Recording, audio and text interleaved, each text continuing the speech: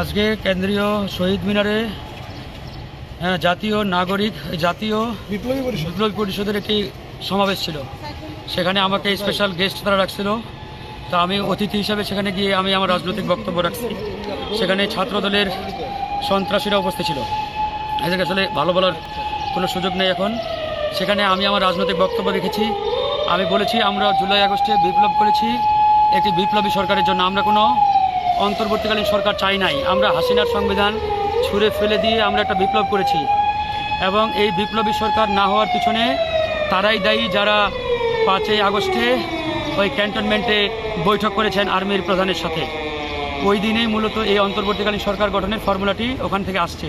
তো আমরা তো এরকম অন্তর্বর্তীকালীন সরকার চাই নাই, আমরা একটি বিপ্লবী জাতীয় সরকার চেয়েছিলাম। এই সরকার না হওয়ার কারণে মূলত আজকে সারা বাংলাদেশে যে বিশৃঙ্খলা, যে সমস্যা, সংকট সেটি তৈরি হচ্ছে। তো সেই জায়গায় এই বক্তব্য শতভাগ সঠিক। এটাতে ক্ষিপ্ত হয়ে ছাত্র দলের নেতাকর্মীরা আমার উপরে অতর্কিত আক্রমণ চালিয়ে আমার অবস্থা খারাপ করে দিয়েছে। আমার মানিব্যাগ, মোবাইল সব নিয়ে গেছে।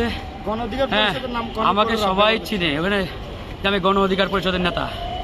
তারপরেও তারা আমার উপরে এরকম অতর্কিত আক্রমণ চালিয়েছে।